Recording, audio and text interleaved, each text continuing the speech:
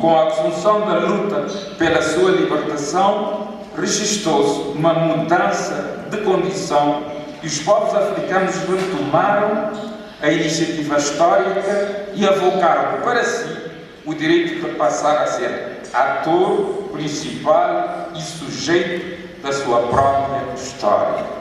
Assim, as independências são conquistas decorrentes de iniciativas históricas próprias, e é esta iniciativa histórica emancipadora que vejo a necessidade de ser prosseguida presentemente.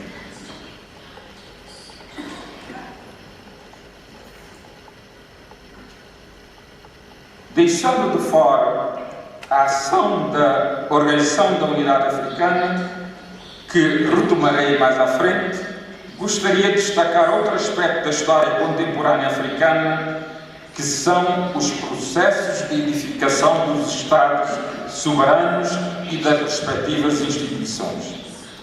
Fica-me a percepção de que teria sido prosseguida nesses processos a lógica da violência administrativa colonial, que ignorava propositadamente as culturas, as instituições e as tradições das sociedades dominadas, impondo-lhes a ordem e a lógica coloniais. Esta cultura administrativa colonial, apropriada pelas novas autoridades nacionais, teria conduzido a que as realidades socioculturais autóctones fossem subestimadas e se gerassem graves distorções e anomalias na concepção e edificação das instituições de certos Estados soberanos, fazendo com que a fraca qualidade das suas instituições continue ainda hoje um dos maiores déficits africanos. A meu ver, a problemática das chamadas crises africanas pós-independência confunde-se, na maioria das vezes, com as crises dos Estados constituídos, cujas instituições eram geralmente fracas, pouco representativas e pouco funcionais. Assim, na busca de vias para a superação das crises institucionais e para a promoção do desenvolvimento socioeconómico, estimo que a questão da edificação dos Estados de Direito e das suas instituições deve ser considerada uma prioridade e questão-chave para a construção de alternativas políticas. Penso que não basta, como geralmente se tem feito, condenar os erros e atropelos e, eventualmente, crimes cometidos. E não estou a defender a impunidade, mas, no meu entender, é preciso buscar compreender os fundamentos das questões e das respectivas causas, perceber a complexidade das sociedades e como tem sido complexo o processo de edificação dos Estados recém-independentes sólidos, em vez de pensar que seria fácil fundar, através do método mecânico e simplista de recurso a cópias e enxertias, novas instituições políticas eficazes e legítimas. No meio de tudo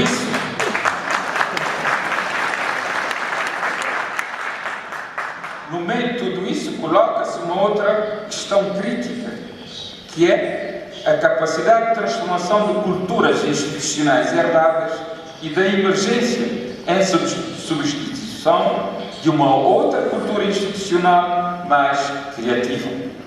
Neste sentido, a existência de uma cultura institucional criativa e ajustada à nova realidade social é a condição prévia para a edificação de instituições de Estado de Direito alojadas.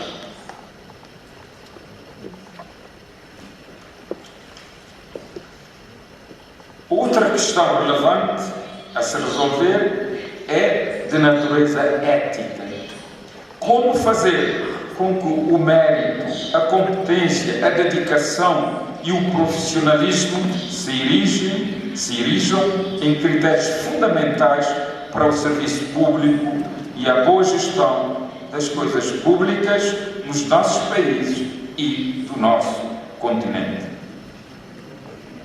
Voltando à Organização da Unidade Africana, vou assinalar tão somente duas falhas verificadas do meu ponto de vista.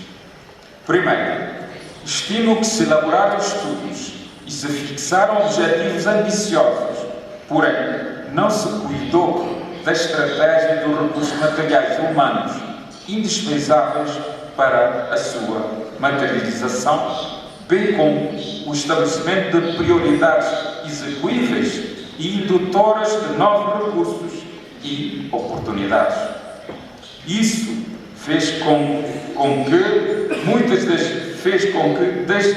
fez das decisões meros votos de intenção.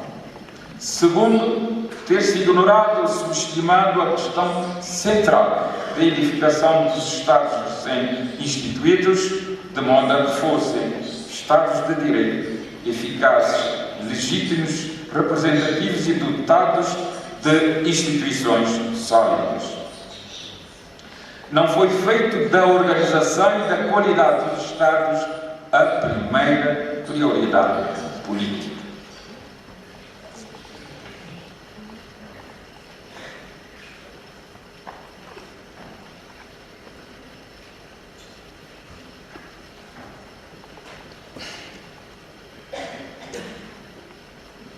Creio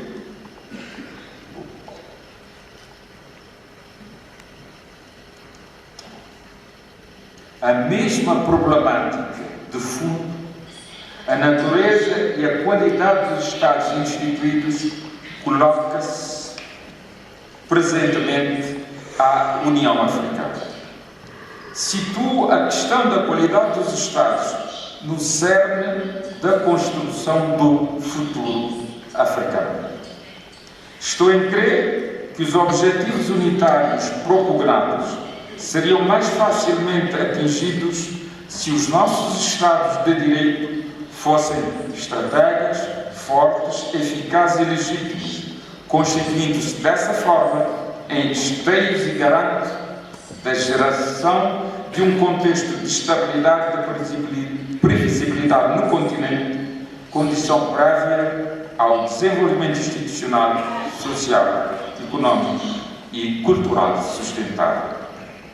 Outro sim, não vejo como construir uma união política sem que haja uma orientação clara de convergência institucional gradual e progressiva dos seus Estados e no sentido de Estados de direitos laicos. É certo que estamos em condições de avaliar o panafricanismo praticado durante esses 50 anos e identificar os seus avanços e insuficiências. Interrogo se a sua implementação terá sido inovador e suficientemente solidário e integrador. Terá sido mantida a sua essência libertadora e dignificadora das sociedades do continente africano. Terá mantido a dimensão ética de interajuda e de solidariedade. A solidariedade entre os Estados terá sido suficiente e eficiente? São algumas interrogações que me colocam.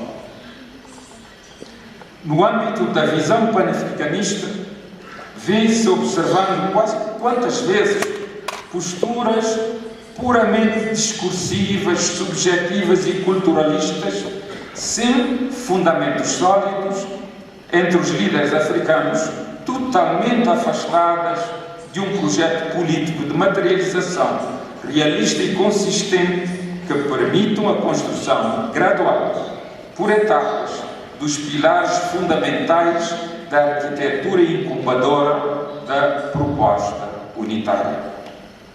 São essas atitudes e propostas ilusórias e voluntaristas que devem ser afastadas